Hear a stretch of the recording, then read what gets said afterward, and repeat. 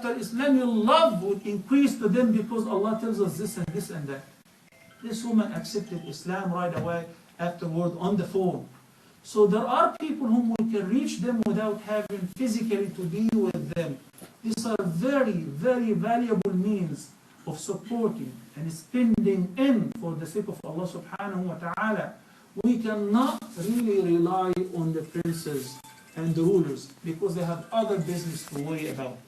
But we rely on every person who is sincere and who would like to give da'wah and to be a part of that. The Prophet sallallahu alayhi wa sallam says, look at this.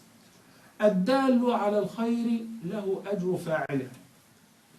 One day I had one brother who came up to me and said, I want to sponsor this program during Ramadan. I said, it costs that much. He said, fine with me. I was shocked because the amount is a lot. And he was begging me and he kept bugging me in emails, text messages. Please, please, please, I want to pay. I want to sponsor this program. Why? You know why? Because this hadith, الدال على الخير له أجر فاعله. Every single viewer who would see this benefit out of it, and it is already recorded now. It will be replayed and rerun on YouTube, many channels here and there. People will print it and pass it on as gifts. Every person will see it. This is one of the best means of giving da'wah. You don't have to be a fluent speaker yourself. Or an ikwan muhadar. You can pass on a lecture, a book, a leaflet, a brochure. You can put a stand with da'wah materials. You can give gifts to non-Muslims and Muslims as well. Last thing in this time for real, because I keep saying the last thing, is that sometimes I get very excited, especially giving da'wah to non-Muslims, and it occupies most of my time. And my sheikh one day told me, Ya Muhammad, we want also to bring Muslims to Islam first. He said, we want you to worry about making Muslims real Muslims as much as you worry about bringing non-Muslims to Islam.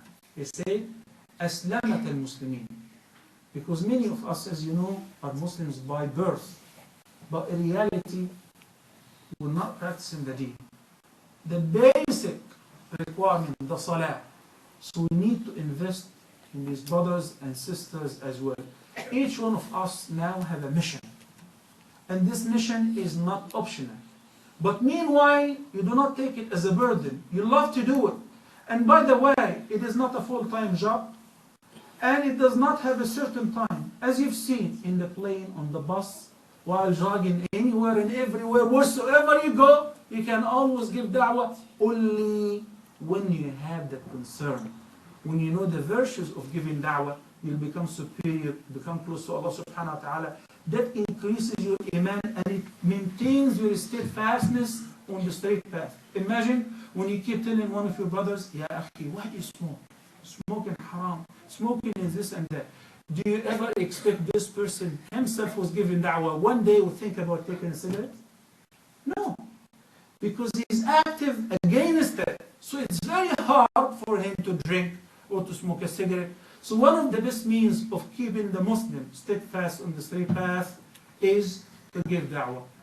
By the end, I ask Allah subhanahu wa ta'ala as follows. Allahumma hdina, wahdi bina, waj'alna sababan liman ihtada. اللهم آت نفوسنا تقواها وزكها أنت خير من زكاها أنت وليها ومولاها ربنا آتنا في الدنيا حسنة وفي الآخرة حسنة وقنا عذاب النار اللهم انصر أهل السنة بالشام اللهم انصر أهل السنة بسوريا اللهم انصرهم اللهم انصر المستضعفين في كل مكان اللهم عليك بالظالمين اللهم أهلك الظالمين بالظالمين وأخرجنا من بينهم سالمين اللهم ول علينا خيارنا ولا تول علينا شرارنا ولا تسلط علينا بذنوبنا من لا يخافك فينا ولا يرحمنا اللهم أحينا مسلمين وتوفنا مسلمين واحشرنا في زمرة الصالحين أقول قولي هذا وأستغفر الله لي ولكم وصلى الله على نبينا محمد وعلى آله وصحبه وسلم وجزاكم الله خيرا.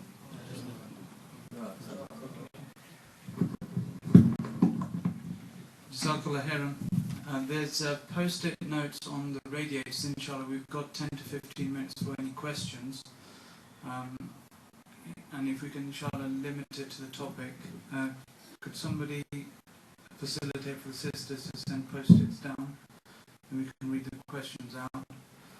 I think just reflecting on your talk, Sheikh, we were blessed with Sheikh Yusuf Chambers a couple of months ago, and following his talk, I work in various practices and working with Catholic nurses from the Philippines.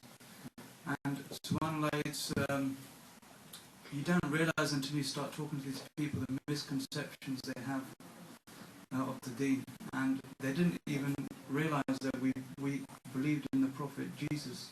And they thought this was just down to Christianity. So until you start a dialogue with them, you don't really know, even people that you've worked with for years, what their beliefs are. So I would encourage all brothers to heed the advice from the Sheikh and start acquiring that knowledge. Even if it's very small amounts of knowledge, whatever you can learn, whatever field you work in, whether it's at school, in your workplace, in the camp or whatever, you've got great opportunity to give dawah to people, and it's only really down to us to change the misconceptions that people may have about our deen. I forgot to mention at the start, Sheikh Dr. Mohammed Salah does a couple of TV programs on Ask Huda. One is the correct your recitation, and the other one is, as brother mentioned, the question and answer. And mashallah, he's has a BA in pharmacology and assistant professor in pharmacology. So mashallah, we've been blessed with his presence today and the other sheikh. I just want to start the question and answers with a question from me, and then inshallah we'll take other questions. One of the commonest things we see is brothers and sisters that don't pray. And that may be no prayers, or it may be not getting up for Fajr or whatever. What would be your advice, and how would we deal with those brothers and sisters